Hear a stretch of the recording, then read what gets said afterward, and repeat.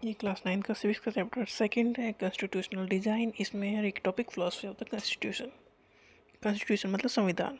India का जो constitution है उसकी फ़िलासफ़ी क्या है, मतलब एक समरी टाइप जो होती है ना चैप्टर की, वो ही फ़िलासफ़ी है कॉन्स्टिट्यूशन की। और वो किस में लिखी है, वो लिखी है प्रीएम्बल में। प्रीएम्बल मतलब पहला पार्ट। जनरली एनसीईआरटी में फर्स्ट पेज पे प्रीएम्बल लिखी होती है। The constitution begins with A short statement of its basic value. Constitution की शुरुआत होती है एक शॉर्ट स्टेटमेंट्स में जो इसमें बेसिक वैल्यू लिखी गई हैं। इसे कहते हैं preamble. This is called the preamble to the constitution. Indian constitution takes inspiration of preamble from American model. देखो, इंडियन जो कॉन्स्टिट्यूशन है वो उसका आइडिया, कुछ चीज़ों का आइडिया किसी कॉन्स्टिट्यूशन से लिया, किसी दूसरे कॉन्स्टिट्यूशन से कुछ और आइडिया लिए, तब इंडियन कॉन्स्टिट्यूशन बनाया है।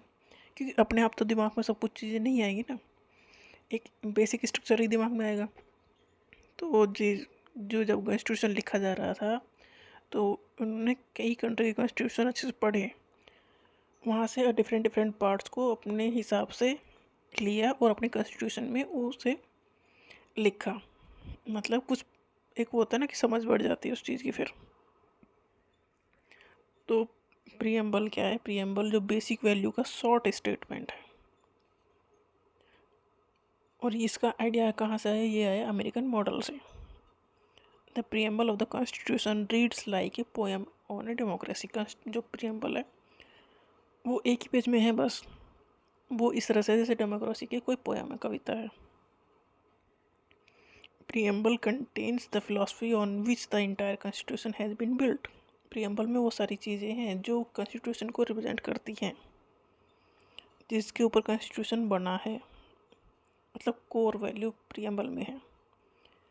Preamble provide a standard to examine and evaluate any law. Preamble provide करता है क्या? एक स्टैंडर्ड टू एग्जामिन। किस बेस पे आप एग्जामिन करोगे? क्या करना है examine? Any law and action of the government. Government के थ्रू बनाया गया कोई भी लॉ या गवर्नमेंट का किया गया कोई भी काम, इसे एग्जामिन करना है to find out whether it is good or bad, कि ये सही है कि नहीं है। तो प्रीएम्बल इसमें हेल्प करता है। प्रीएम्बल क्या है? ये एक स्टैंडर्ड है जिसके बेस पे हम किसी भी लॉ या किसी भी एक्शन को गवर्नमेंट जो भी करती है उसे सही या गलत ठहराते हैं। Preamble is the soul of the Indian constitution. Preamble जो है आत्मा है इंडियन कॉन्स्टिट्यूशन की। जब अगर कोई चीज़ फंसती हैं, अगर जिसका आंसर कॉन्स्टिट्यूशन में नहीं दिया होता, तो प्रीएम्बल को ध्यान में रख के ही उसका डिसीजन लिया जाता है। और ये कहाँ होता है? ये होता है जो कोर्ट्स में, हाई कोर्ट, सुप्रीम कोर्ट्स, क्योंकि वो ही गार्जियन है कॉन्स्टिट्यूशन के। ये प्रीएम्बल एक पेज की ही है। प्रीएम्बल जनरली एनसीईआरटी में एक पहले या दूसरे पेज पे होती है। तो प्रीएम्बल में क्या क्या लिखा है? We the people of India, जो भी कम्पिटिटिव एग्जाम है उसमें बहुत इंपॉर्टेंट है। सिक्वेंस भी, we the people of India having solemnly resolved to constitute India into a sovereign। Sovereign मतलब हमारे ऊपर किसी देश और देश का राज नहीं है। सोशलिस्ट मतलब हर सेक्शन का हम के वेलफेयर के बारे में सोचेंगे।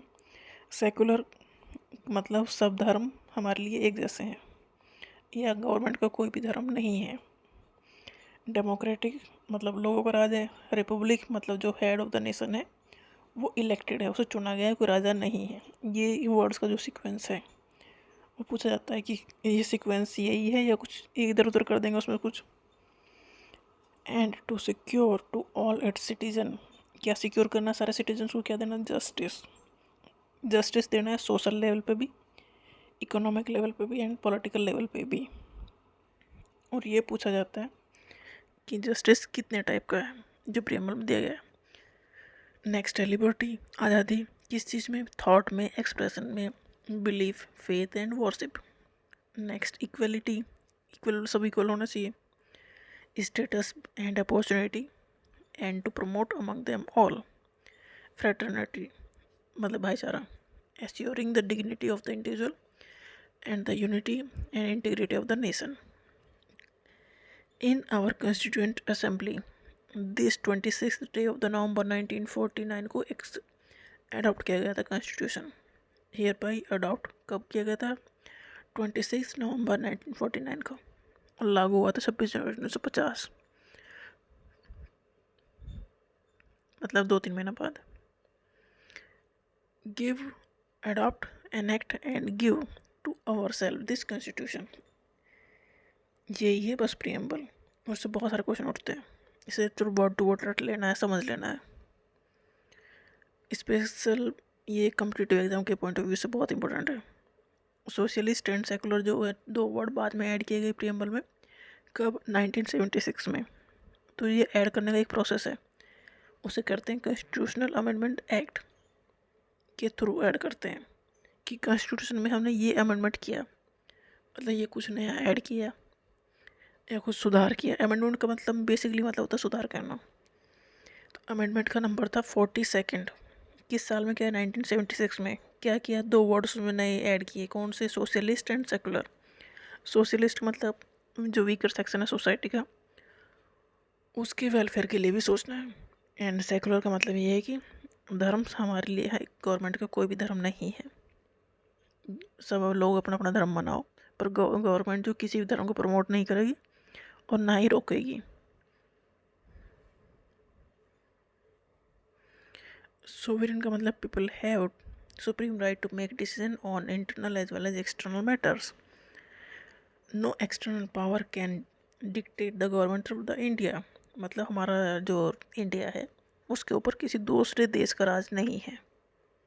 लोगों के पास पावर है, सुप्रीम राइट है कि डिसीजन लेने का, और डिसीजन हम लेते हैं कैसे? क्योंकि हम ही वोट डालते हैं, वो फिर MP या MLA चले जाते हैं, और वो MP और MLA मिलके नए लॉ बनाते हैं। तो हमने तो वोट डाल कर उन्हें चुना है ना, तो डिसीजन हमने लिया है इनडायरेक्टली, क्योंकि 100 करोड़ लोग अगर कोई फैसला ले नहीं पाएंगे, तो हर एक एरिया का अपना रिप्रेजेंटेटिव होता है और वो हमारे बिहाफ पे फैसला लेते हैं। तो सोवरेन का मतलब ये है कि हमारे देश के ऊपर किसी बाहरी देश का राज नहीं है।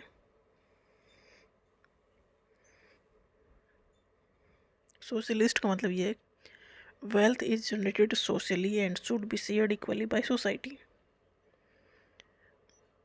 मतलब कोई भी ज़्यादा गरीब ना रहने पाए, उसे भी इतनी चीज़ें मिलनी चाहिए कि उसका काम चल जाए।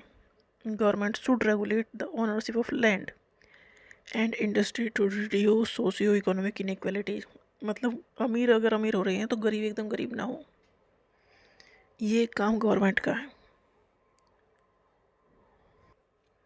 नेक्स्ट है सेकुलर। सेकुलर मतलब सभी धर्म को अपने आप से अलग रखना, गवर्नमेंट का काम है। तो citizen have complete freedom to follow any religion, मतलब सिटीजन को जो धर्म फॉलो करना है करो, उसमें गवर्नमेंट का कोई लेना देना नहीं है। But there is no official religion, government का कोई ऑफिशियल रिलीजन नहीं है। जैसे इंडिया ना तो हिंदू राष्ट्र है ना मुस्लिम राष्ट्र है, तो इंडिया का जो है, जो कंट्री है, उसका कोई अपना धर्म नहीं है। तो यहाँ रहने वाले लोगों का अपना अपना रिलीजन जो भी है वो उसे फॉलो करो, उसमें कंट्री को कोई दिक्कत नहीं है। बस इतना करना है कि दूसरे लोगों को इस चीज़ से दिक्कत ना हो। Government treat all religious belief and practice with equal respect, government का काम है कि और कोई भी धर्म है, उनकी जो भी प्रैक्टिसेस हैं वो सभी को इक्वल रेस्पेक्ट देगा, क्योंकि हर धर्म के लोगों का अलग अलग त्यौहार टाइप के हैं, तो सभी को रेस्पेक्ट दी जाएगी।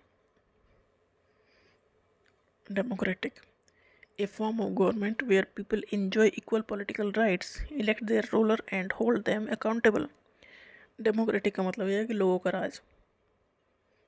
लोगों का राज कैसे है? हम चुनाव में वोट डालते हैं और जिन्हें हम वोट देते हैं वो जीतते हैं, और जो जीतता है वो रूल बनाते हैं, और जो रूल बनाएगा तो नेक्स्ट चुनाव भी होंगे। अगर उसने वो सारे काम ठीक नहीं किए तो उसे हम हरा भी सकते हैं, मतलब अकाउंटेबल है वो। अगर किसी को हमने चुना जीता के वहाँ बैठा है, इसका मतलब ये नहीं कि अपने सिर पे बैठा है, इसका मतलब ये कि उसकी जिम्मेदारी है और वो उसे पूरी करनी है। अगर नहीं कर पाए तो उसका नतीजा ये होगा कि नेक्स्ट इलेक्शन तो होनी ही है, 5 साल बाद जनरल इंडिया में इलेक्शन होते ही हैं, तो फिर वो नेक्स्ट इलेक्शन में हारने के पूरे चांस रहेंगे फिर उसके।